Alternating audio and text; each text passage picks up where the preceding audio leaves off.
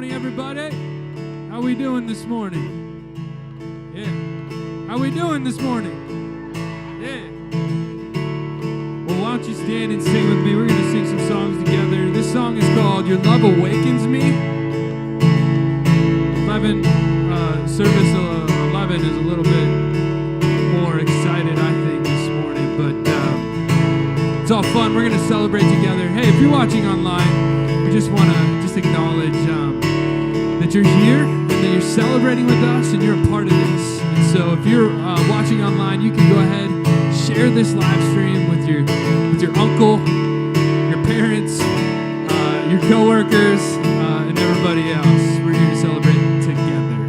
So let's sing.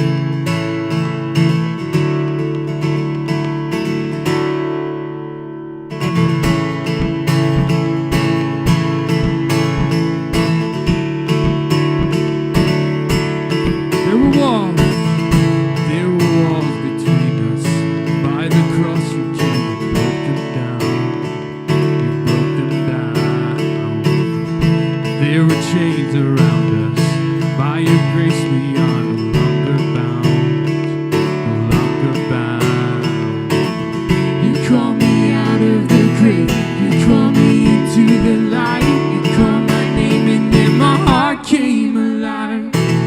Your love is greater, your love is stronger, your love awakens, awakens, awakens me.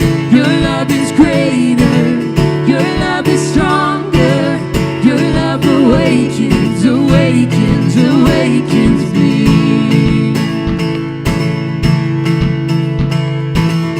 Feel the darkness shaking, you feel it? Feel the darkness shaking. All the dead are coming back to life. Come on, I'm back to life. Hear the song awaken. All creation singing, we're alive. 'Cause you're alive. You call me out of the grave. You call me into the light. You call my name and then my heart came alive. Your love is greater. Your love is stronger. Your love awakens, awakens, awakens me. Your love is greater. Your love is stronger. Your love awakens, awakens, awakens me. What a love, and what a love we found. Death can't hold us down. We shout it out, we're alive 'cause you're alive. And what a love we found. Death can't hold us down. We shout it out, we're alive 'cause you're alive.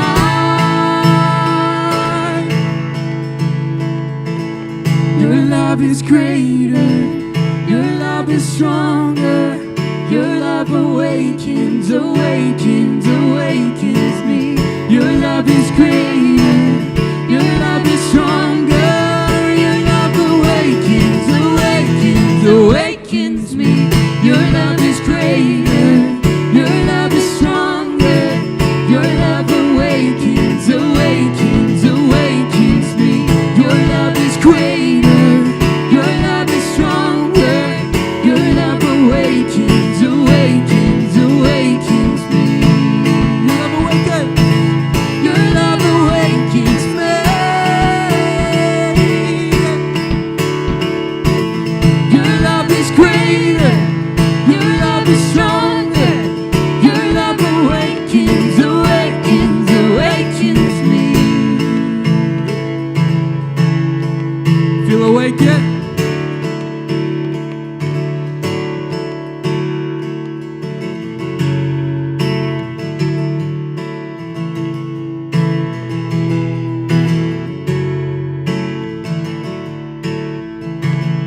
I think this stone's getting ready to roll.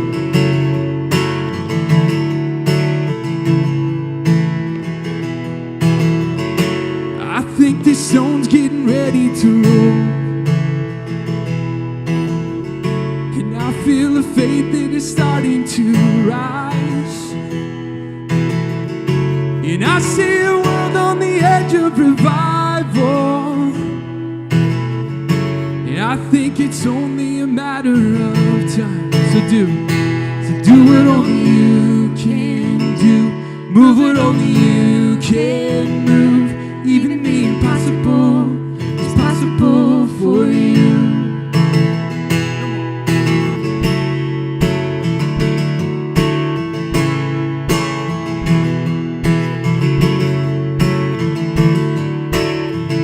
I see a grave that is hollow, and I see a grave that is hollow with power. I see a battle that's already won, and I see a church on the verge of revival. I see a kingdom has already come. So do it only you can do. Move it only you can move. Even the impossible is possible for you. You can make the chains come loose. You can tell the mountains move. Even the impossible is possible for you. Come on, Even. Even the impossible is possible for you. You said it. You said it. I see it. You still do miracles. There's power in Jesus' name. Oh, all darkness defeated. There's nothing stopping you, my God. There's nothing stopping you. You said it, and I see it. You still do miracles. There's power in Jesus' name. All darkness defeated. There's nothing stopping you, my God. There's nothing stopping you.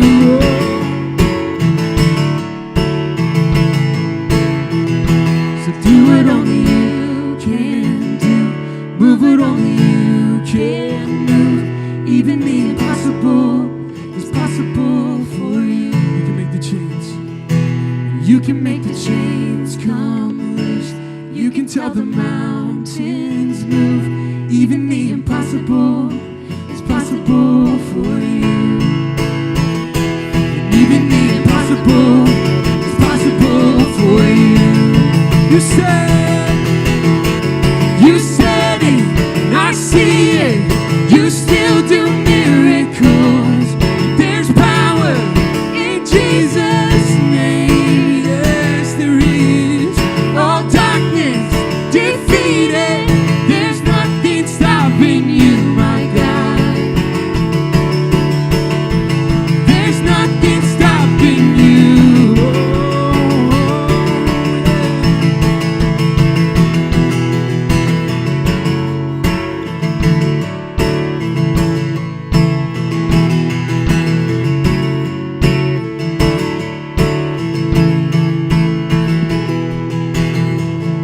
Good morning, Movement. You can all have a seat. It's just so good to hear all your voices worshiping with us this morning. My name is Ellen, and Evan is with me this morning. We're just your hosts today. Whether you're here in person or watching online, we're just thankful to have you with us.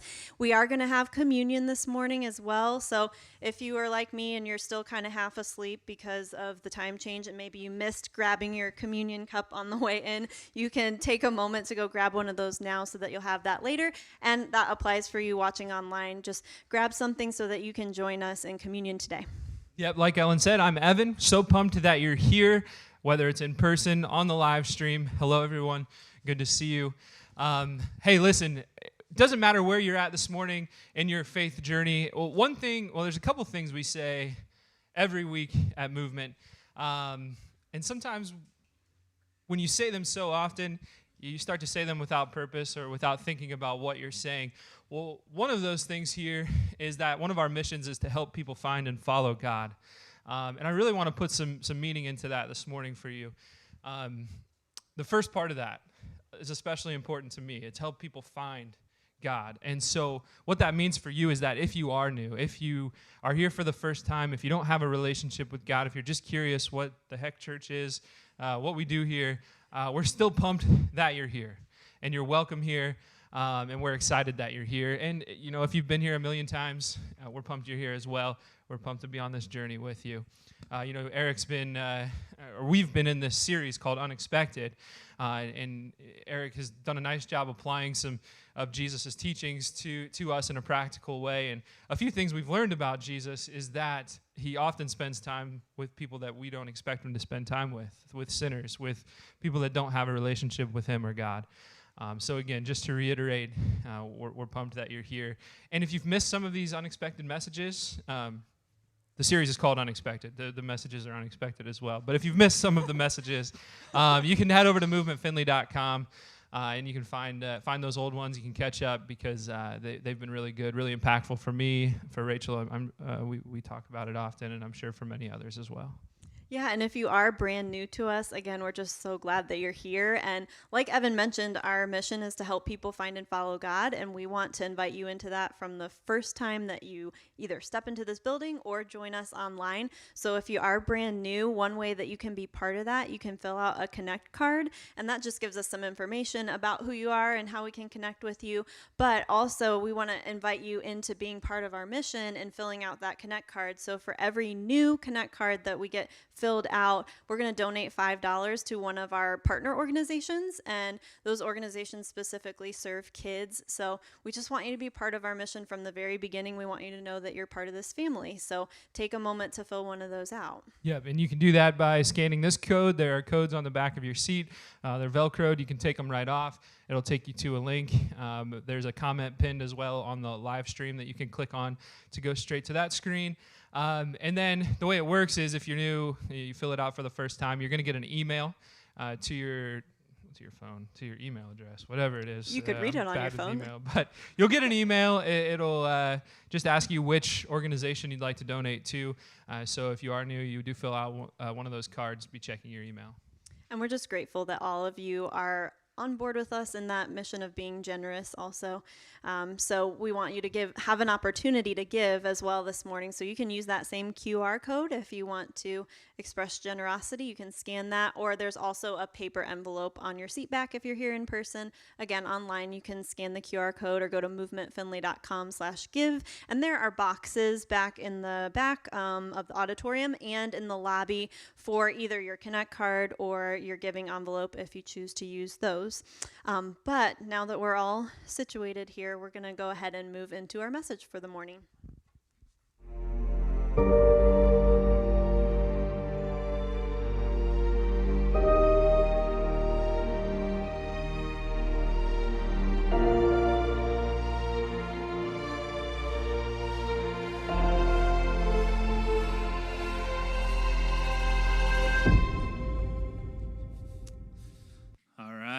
Well, hey, once again, good morning, and I like that, Evan, unexpected messages. So, hey, speaking of unexpected messages, I didn't share this with our first service, but I received an unexpected message back in the day. I was in 4th grade, and I feel like I share a lot of stories about growing up, and I'm always worried that people won't come back, but we'll talk about redemption one of these weeks, and it'll be good. But I was in 4th grade trying to figure out how to fit in a new school. It wasn't going all that well. I didn't feel like I had a whole lot of friends.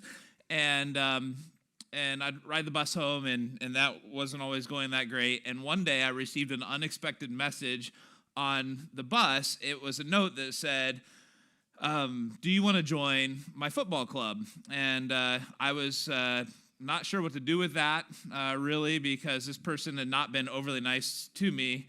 Zach, if you're in here, I love you, man. So anyways, so I wasn't really sure what to do that, and so I wrote back to him on the note. I put no, but in my own words, all right? They were not no. They were a couple other words, and let you do a little creative vision, like dreaming a little bit there. Anyways, so he got it back. He got really mad. He tore up the note. He threw it in the trash can on the bus. He did not like my response, right? This unexpected message brought with it an unexpected response. And so he decided he would respond back to me. And he taught me words that I didn't even know what they were at the time. So I wasn't sure what to do with that, other than I took it to the bus driver and put on some tears and said, I don't know why, but I just got this note from him, and He got kicked off the bus. I laughed and repented later in life, all right? So anyways, for some of you, you're dealing with that with your kids right now, and you're going, is there hope? Perhaps there is. My mom actually is a part of Movement. You can talk to her, and she'll tell you if there's hope or not at a later time. But anyways, we are in this series, Unexpected. Unexpected is the name of this series, and we're learning some unexpected things about who Jesus is. We're learning some unexpected things about what he stood for and what he was about. And as we walk through the book of Luke, which is where we're at, in the book of Luke, one of the first 4 books in the New Testament, which is all about narratives about the life and teachings of Jesus. They're called the Gospels, and each one written by a different person for a different audience. And Luke's Gospel, one of the things I love about it as we walk through it, is there's just this theme of unexpectedness. Now, I think that's a word, but it is. It's just over and over again, right? Time and time again, we see that Jesus is different than what people expected, right? In fact, as Luke writes his gospel, this is after the fact, right? So Luke writes his gospel after Jesus had lived his life on earth, and he's writing it to help people understand who Jesus is. And I really feel like one of Luke's primary concerns is to help change people's expectations, because that's what Jesus was constantly doing. And so we've said throughout this series that there were a lot of things about Jesus that were unexpected. First week, we talked about he had unexpected friends. Evan mentioned that today, right? I mean, Jesus hung out with people that others didn't expect. The Messiah, the person that would come and come from heaven down to earth, would spend time with, but he spent time with people it was very unexpected. His values were different than what people expected. They had certain ideas of what the teaching of Jesus would look like and what he would say, and yet Jesus oftentimes shared values that were so countercultural. And his teaching, for that matter, right, just his teaching in general, was very unexpected. People had certain expectations, and Jesus seemed to go in different places. And then last week we talked about his priorities. So Jesus' priorities were oftentimes very different than what people expected. And so he took time to do things that people would have never thought that he would have, and he stayed away from different situations that people expected him to be a part of. And as you read through the book of Luke, you just see time and time again this idea of unexpected. Now, as I mentioned in the story that I told earlier, like sometimes unexpected messages really require an unexpected or cause you to give an unexpected response. And that's one of the other things that we see as we walk through the book of Luke, is that Jesus' response so often was different than what people expected. And that's what we're going to talk about today. We're going to be in Luke chapter 12. If you want to follow along, it'll be on the screen as well. If you're online, it'll be up there. But if you want to follow along in a Bible or on your Bible app, we'll be in Luke 12.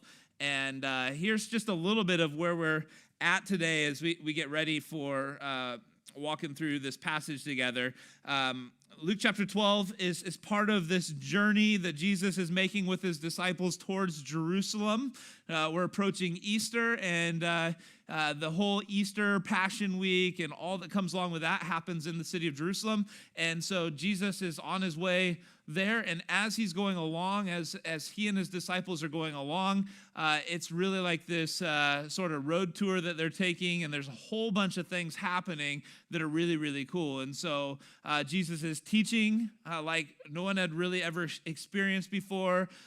Jesus is healing people that people had never really witnessed anything like that before. Jesus has fed 5,000 people with like a kid's lunchbox, all right? And so, I mean, he's done, like, he's just doing all this incredible stuff. And because of that, crowds are gathering, right? Jesus has this following. Everyone wants to get a glimpse of Jesus, but even more, everyone wants to have their moment with Jesus. Everyone wants Jesus to speak into their situation and Jesus to step in and do the impossible in their situation. And so the crowds are growing, so much so at the beginning of Luke 12, we see that people are actually being trampled on because they're trying to get close to Jesus. And so that's the background, really, or the picture of where we find ourselves. And so Jesus is going along, and as Jesus is going along, someone wants to make sure that they have a chance to connect with them. And so here's where we're at, verse 13. It said, someone in the crowd said to Jesus,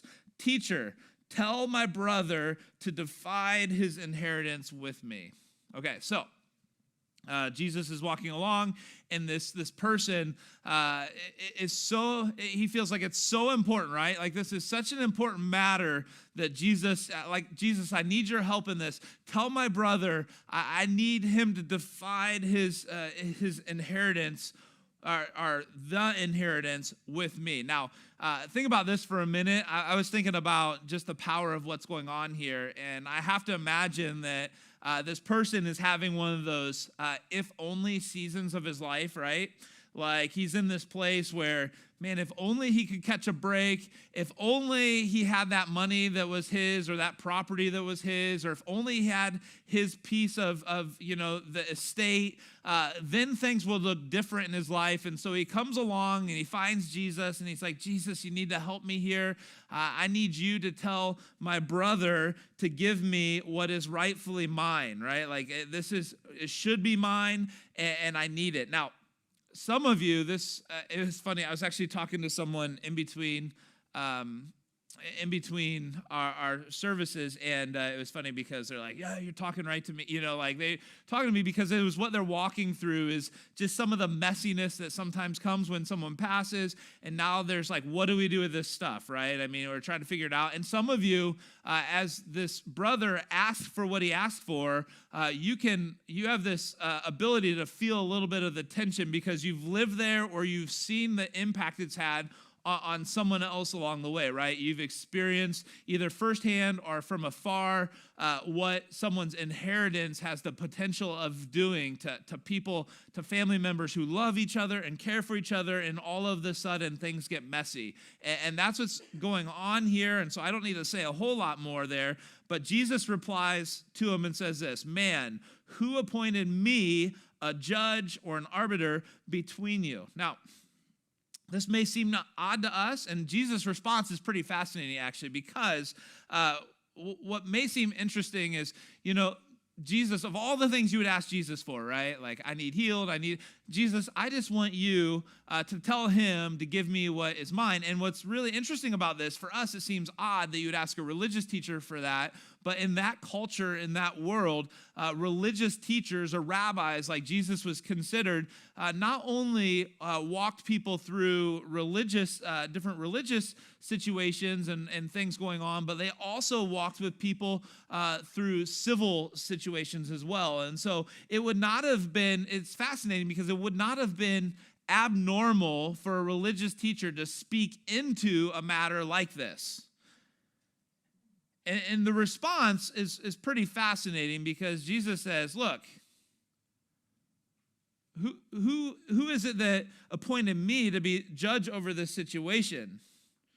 And as you think about it, this is something that, as we talk about unexpected, this is something we began having the conversation on last week, and that is people would come to Jesus feeling like they had a pretty good grasp, right? Like they had a pretty good grasp of what Jesus' response would be.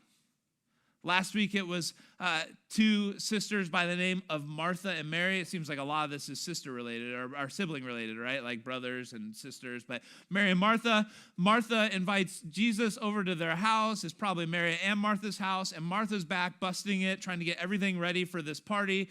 And Jesus is out in the room with Mary, and Mary's just hanging out, right? She's just like sitting around, and Martha's like, look, Jesus, tell her to come back here and help me, which would have been the proper response. I mean, that's, Jesus, tell her to, get up and help with this. And she was expecting a certain answer. Well, I think this is a similar situation where this brother is going, look, Jesus, just tell him to do the right thing.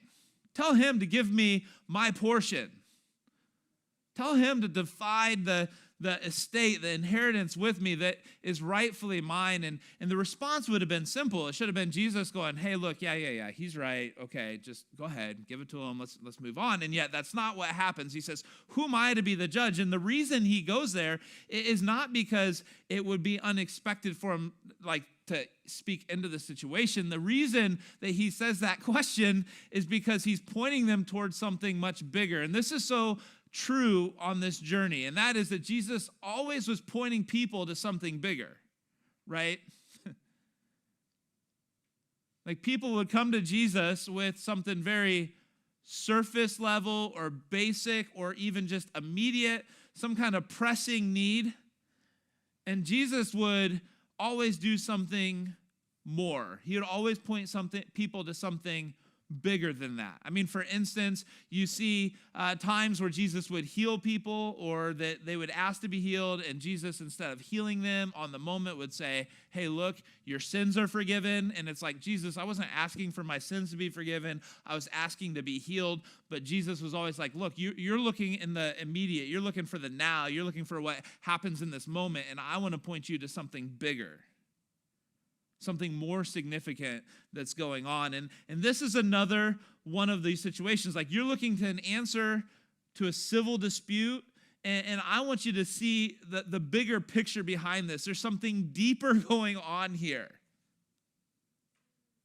There's something more significant, and if you can move beyond the, hey, give me what's mine, you're going to learn something really, really important. And that's sort of the groundwork of where we're going. And so he says to them this. He says, watch out. Watch out. Look out. Be on your guard against all kinds of greed, for life does not consist in an abundance of possessions. Watch out. Look out. Be on your guard, and not just against hey, you shouldn't be wanting, your piece of the inheritance. Be on your guard against all kinds of greed, right?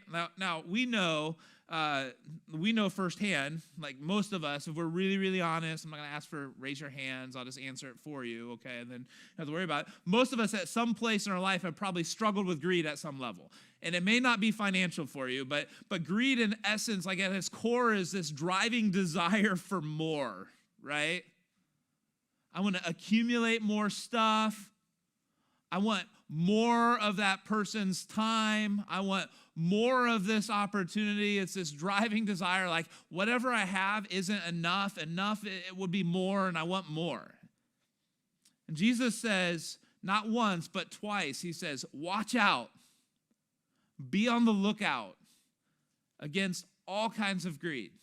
Now, it's sort of like if you're a parent, maybe you've had one of those times before where you're like, hey, I want you to listen to this. And then if I don't say it again, if I don't reiterate, they're not going to listen. Or, hey, I need you to be careful about this. And then you're like, okay, they're not, let me just say it another way and another time. And so Jesus is really emphasizing, he's like, look, you can't miss this. Don't miss this. Watch out. Be on your guard. It's coming. It's not a matter of if, it's a matter of when. You're going to be faced with it. It's going to happen. And I want you to know when it happens. I want you to be watching out, because your life, my life, our lives do not consist in an abundance of possessions. There is more than that. And I think most of us would say, yeah, I get that, or I agree with that. Yeah, this is not easy stuff, right? I mean, this is not that easy, because I think most of us have said the if only question, if only I had this, if only I had more security here, if only this would happen, then life would be better, or even more than better. Sometimes then life would be complete. Then I would be satisfied.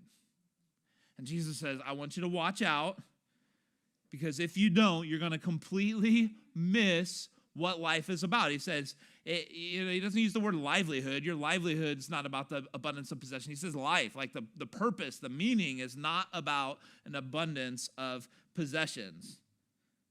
But he doesn't just make a statement, and I love this. He doesn't just make a statement and move on and go, okay, I've taught you. You came with a request. I basically put you in your place and said, stop, watch out, be careful, let's move on. No, he tells a story, and I love that he tells a story, because Jesus would tell what are called parables. We'd see throughout the Gospels, Jesus would tell these parables, and parables are stories that on the surface may have, feel like they have one meaning, but there's always a bigger meaning attached, right? It's always painting a bigger picture. It's always looking at something much, much bigger. And Jesus would tell these parables as teaching. And so that's what we see. It says, and he told them this parable. All right. So Jesus is like, okay, I told you it's not about this, but let me share with you a parable to help you. He says this. He says, the ground of a certain rich man yielded an abundant harvest. Now, by abundant, abundant simply means what? It means more than enough.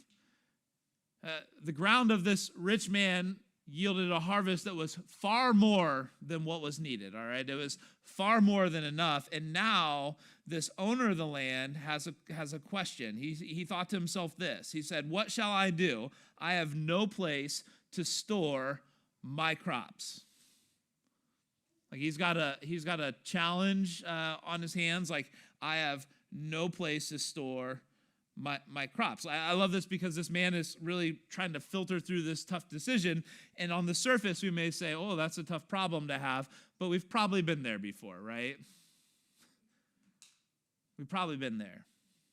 Probably been in that place where like, "Oh man, what do I do with all this extra?" And it may not be stuff, it may not be crops, it may not be money. Some of you are wishing it was money, but here's the thing. We've been in that place before where we're like, "Oh man, what do I do with this?"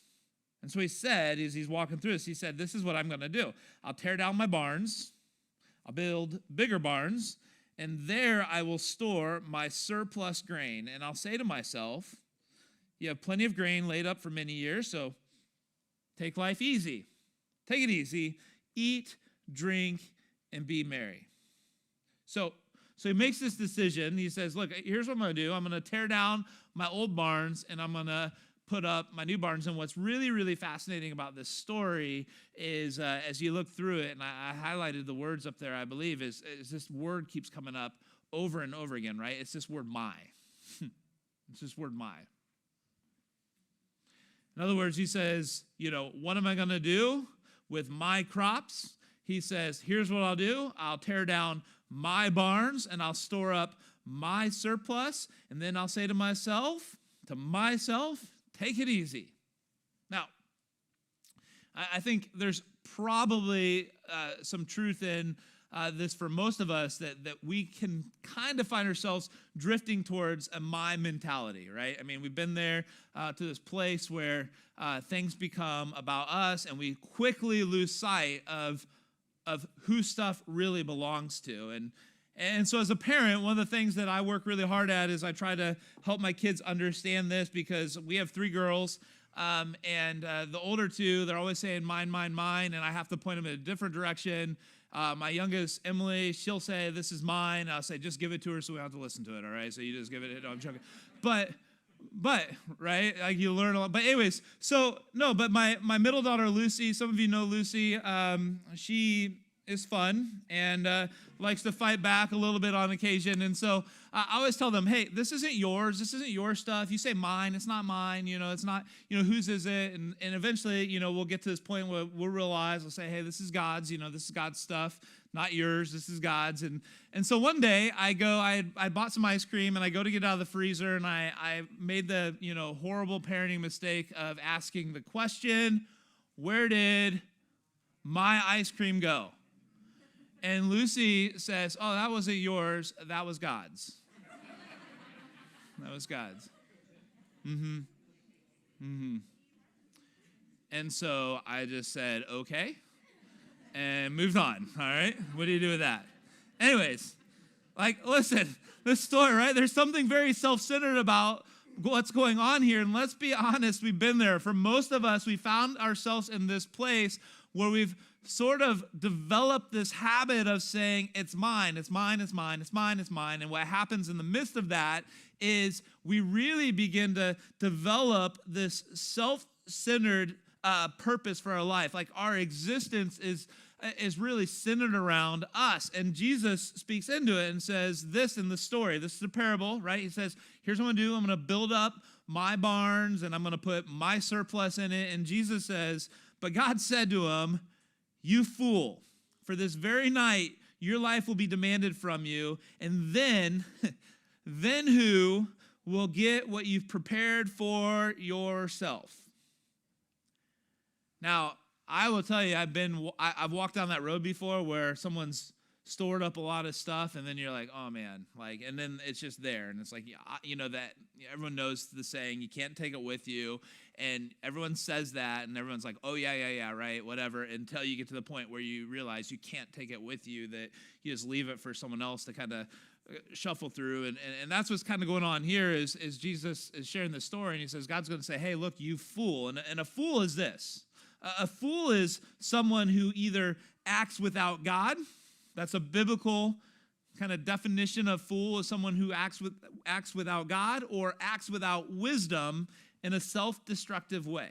So a fool is someone that acts without God or acts without wisdom in a self-destructive way. Now, culturally speaking, a fool really means the same thing. It means a fool is someone that acts without wisdom in a way that is self-destructive. It's just, and it's not something new. I mean, we read through the Old Testament. The book of Proverbs is written it talks all the time about the fool, the fool, the fool. And it's someone who's disregarding wisdom and disregarding what God has for them and going, I'm going to go in my own way. And here's what we learn about our own way. Jesus is saying this. Jesus is saying, if you make yourself the priority, you're going in a self-destructing way, because here's what we all have experienced, whether we want to admit it or not, and that is our self-centeredness is almost always self-destructing.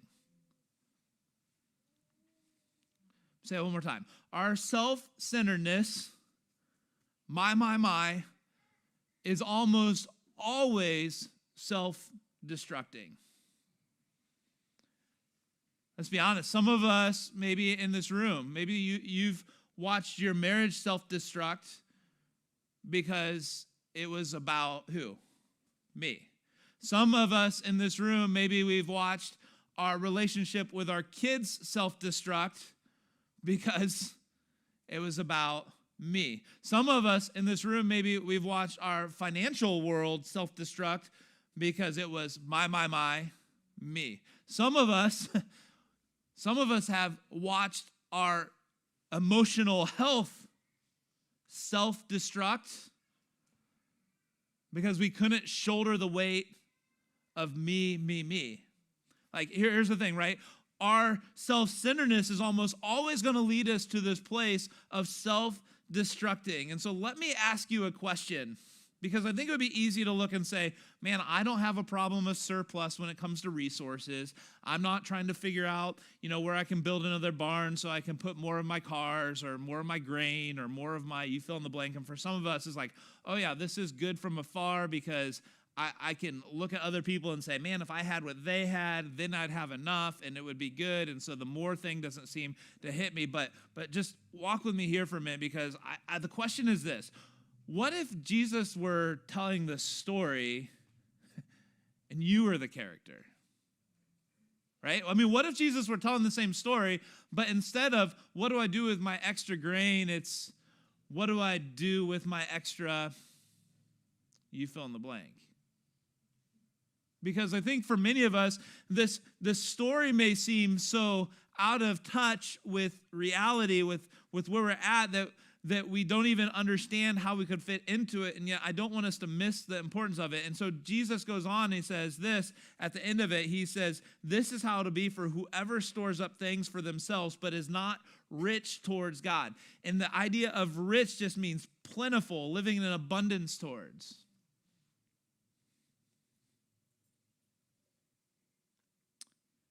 This parable, I think it points us towards money, okay? Let's be honest. There's a reason Jesus says, for where your treasure is, there your heart will be also. Because we see time and time again that our money, why is it that money is so important, right? Because that's the bigger thing, right? The bigger thing, this isn't a parable about money. This is just a story about money. The point, the bigger thing, right? Jesus, remember, the unexpected is Jesus is always pointing us towards something big. The reason that money is our chief competitor of our heart is because so often when we think if we have more money, we'll be in control. And our money is more about our control. And it's more about asking the question, who's in control? Right? It's about control. The parable is really a parable about control, who's in control. And they're trying to figure this out. And so this is what's fascinating to me, because Jesus doesn't stop there. Now, he's talking to the crowds, but I love what happens next, because he's going to turn and he's going to talk to his disciples, who they don't have a bunch of money, all right? So let's just go ahead and get that out there. They're not trying to figure out what barns to put their money in, all right? Peter, he dropped his net and followed him. Matthew had money, left it all, and came and followed him. And so they're not people going, what do I do with all this extra stuff I have? And yet Jesus goes from talking to the crowds, and in the Luke 20 and 12:22, we hear this. It says, then Jesus said to his disciples, right?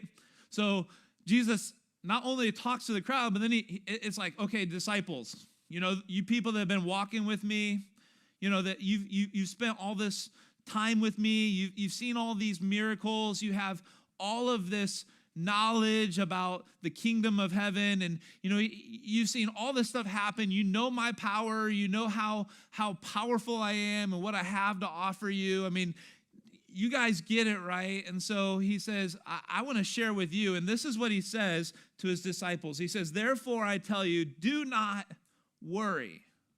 Do not worry about your life. Easy for him to say, sure, but he's looking at his disciples and said, don't worry about your life.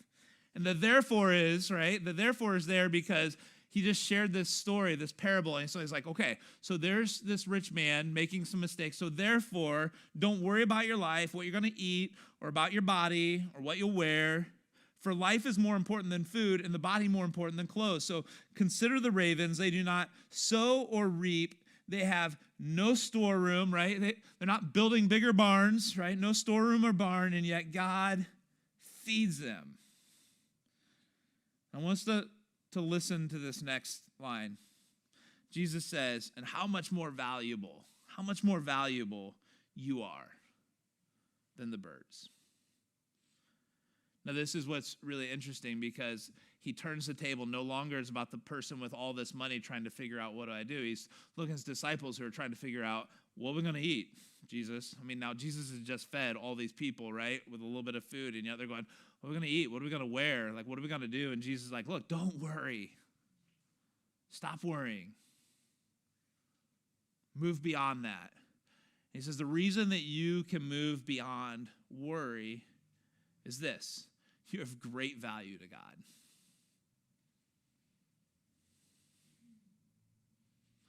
Like, I think sometimes the my mentality comes from this place that we don't realize of how much value we are to God, how valuable we are, how much he cares for you.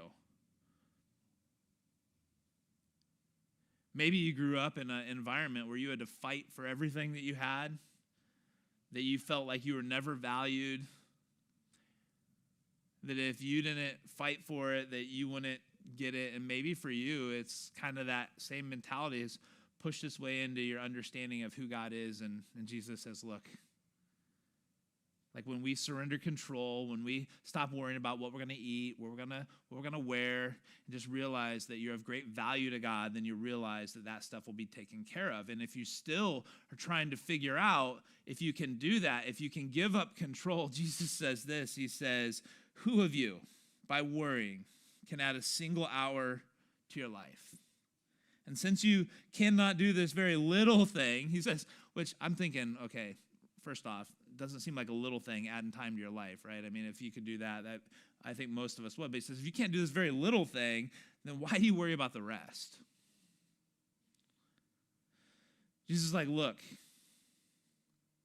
like you can try to control, you can try to be in control, but here's what we all know, you can't be.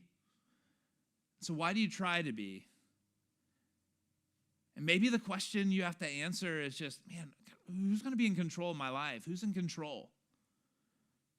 Because Jesus says, if you think you are, you need to understand, okay, you're in control. Great. Okay, go ahead and add some time to your life. And he's going, you can't do it. So like tomorrow, like you're not in control of what could happen tomorrow. So he says, so stop trying to be in control and surrender control.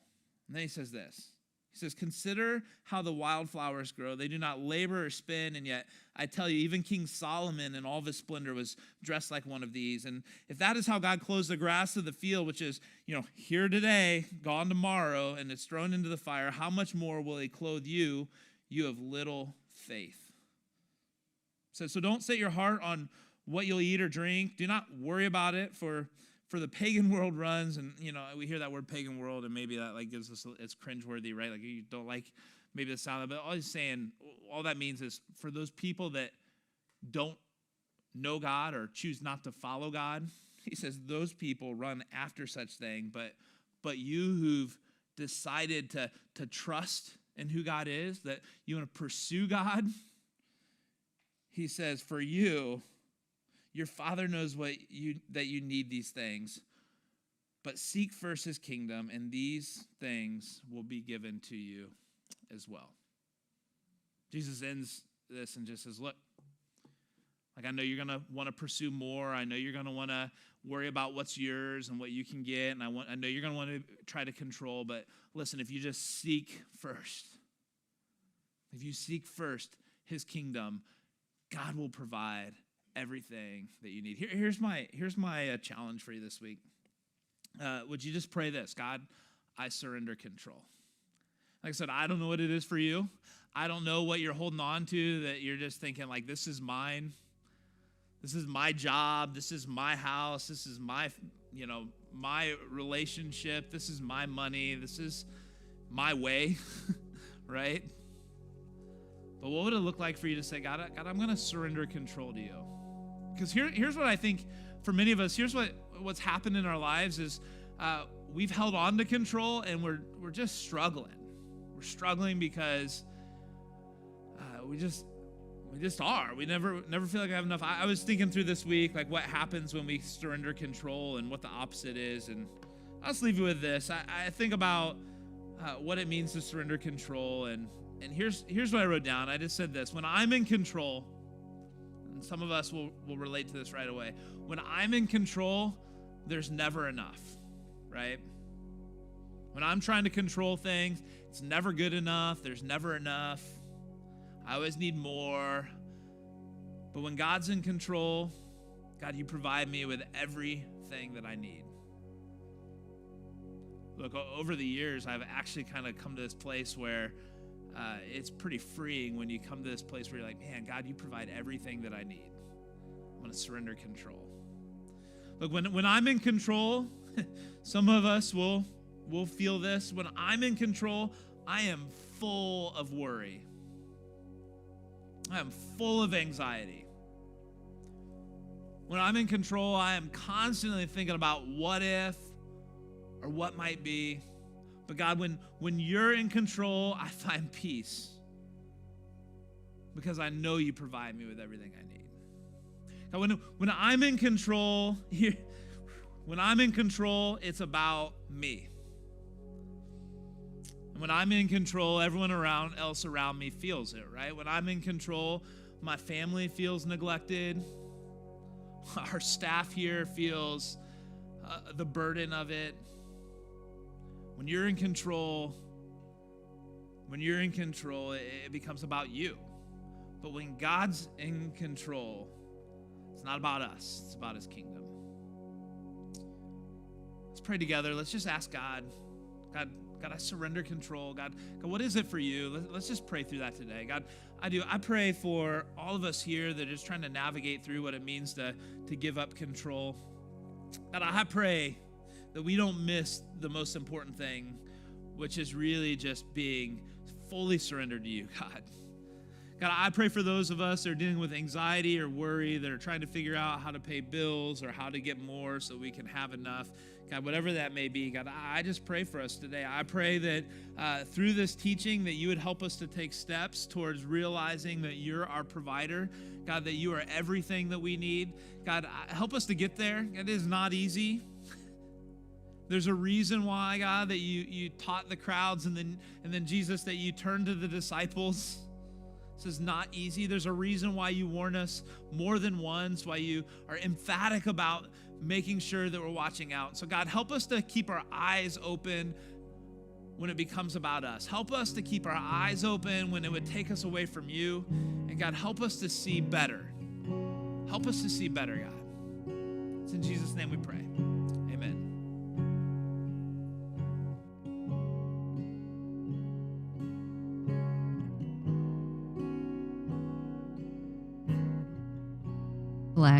Hello. So sometimes when we learn a lot on Sunday morning, we don't have the time to reflect before we're off into our regular lives again. So this time we're going to give you a little bit of time while we start singing this song. This is your time to think about maybe what God was saying you need to let control of. Go to him. Maybe he's telling you this is your surplus. This is what you need to let go of. And this song is kind of perfect as well because it's all about making room for what God says is important. You know, getting rid of all this stuff that we try to gain control of and hold on to. So give yourself some time to listen to these words. Even from the very beginning, it says, "Here is where I lay it down, every burden and every crown." You know, there's these negative burdens that we hold on to. And for me, I hold on to my burdens a lot. Like, no, this is mine to bear. I need to feel guilty for some reason, but it's also every crown. Like, the good stuff is his too. So take some time to think about these words. Take some time to tell God what you're letting go of. Because Eric's right, there's this massive weight on our shoulders when we think we have to hold the control. So reflect, and we're going to start this song while you think about some things.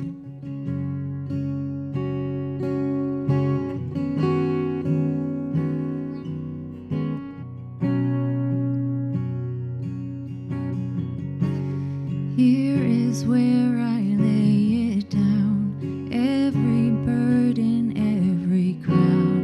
This is my surrender. This is my surrender. Here is where I lay it down, every lie and every doubt. This is my surrender. And I will make room for you to do whatever you want to do whatever you want to, and I will make room for you to do whatever you want to do whatever you want to. Here is where I lay it down, every burden, every crown. This is my surrender. This is my surrender. Here is where I lay it down, every lie and every doubt. This is my surrender. And I will make room for you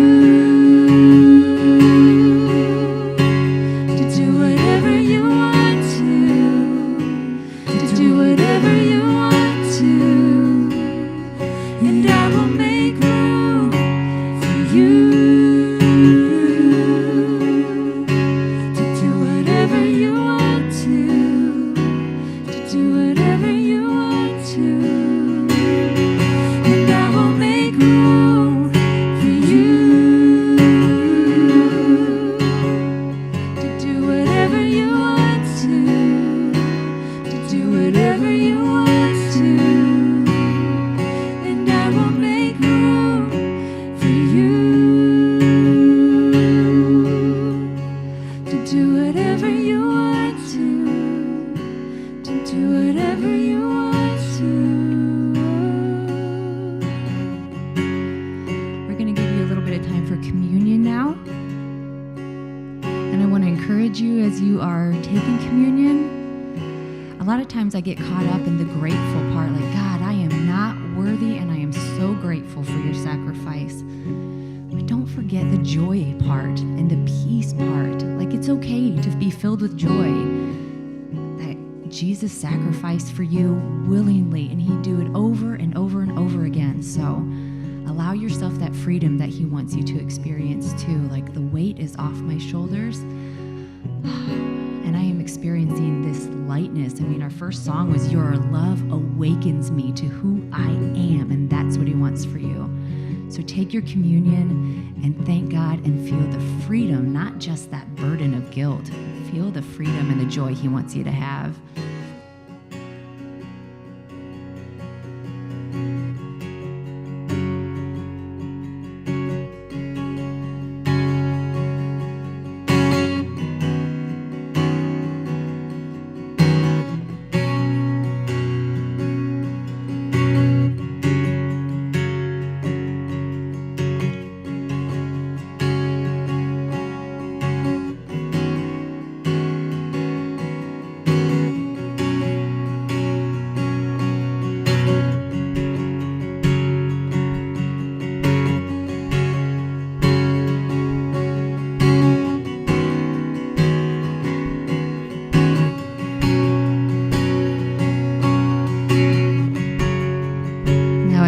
finishing up your communion, feel free to stand and join us as we start singing about letting God just tear up what we knew before.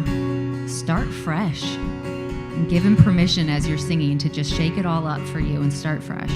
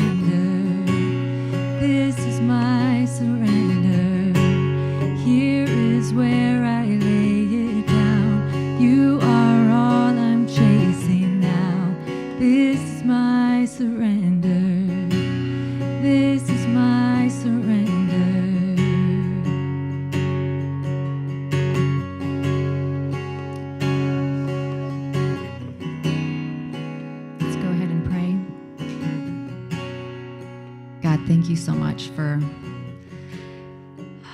the opportunity to surrender. Thank you for this countercultural thing you do where the more we let go, the more in control you can be and the safer we really are. God, just thank you our security is found in you and that it's not on us, and help us to take that risk of letting everything go so you can show up. We surrender, God, right here in this moment. We are yours, and we trust that your plan is good and that you're strong enough to handle it all. In your name, amen. You can sit for a moment. Hey, hopefully you had a chance to reflect on the message and just the theme of unexpected. And you know, when I think about the message and I think about the parable within the message, I can certainly relate on a level. I'm certainly not a farmer and never will be. Shout out to farmers, by the way. Really important, folks. I don't even think we realize how important farmers are, but it's beside the point at this point.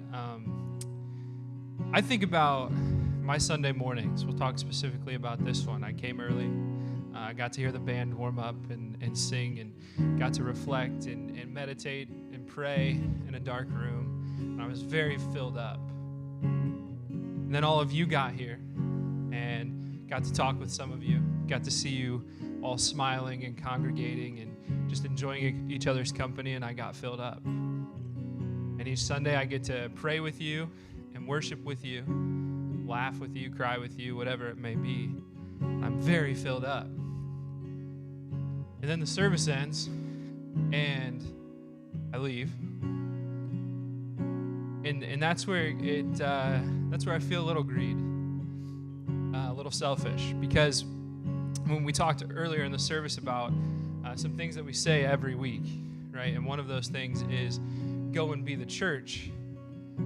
And I'll be vulnerable with you. I mean, sometimes, a lot of times when I leave this place, I go home and I'm filled up and I'm pumped. And I know I'm going to have a good day. And what do? I sit, I eat and drink, and I'm merry. Right? What good is that for God? What good is that for our message of go and be the church? So I just pray this week that, for me, but also for you, that when we leave this place, hopefully it's filled up. But when we leave filled up and when we feel those feelings, we don't keep them to ourselves. Because, yeah, that's great for us. That's not great for what we're supposed to be, who we're supposed to be, and how we're supposed to live our lives according to Jesus and according to God. And I think when we think about it, Evan, that's you sharing your heart and sharing your surrender. It's what Stephanie's saying. This is my surrender. And that looks different and unique for each person. And I think if we're sitting in it right now, some of us here might know exactly what that thing is that we're holding on to as our own. And some of us might still need to pray through that, but it's not an easy thing. And for some of us, maybe that's something we've been holding on to control over for a long, long time. And it doesn't make it easy to surrender it. So that's what part of being part of this community is about, that we get to walk with each other in that, and we get to walk with you and pray over you, and as you take steps in surrendering those things to God. And so, Evan and I are here. We're going to be around afterwards, and there will be other people that you can chat with. And if you need prayer, it would be an honor for us to just pray with you over what it looks like to surrender something to God today, because that's our prayer for you, like Evan said. So please don't leave here without talking to one of us, or if you're online, if you want to fill out a Connect card, we'll make sure that someone gets in touch with you this week if there's something that we can be walking with you in surrendering. And one other next step that you can take, an easy one for you, as you walked in, hopefully you saw the cardboard square on your chair. If not, you're sitting on it right now. You might want to check.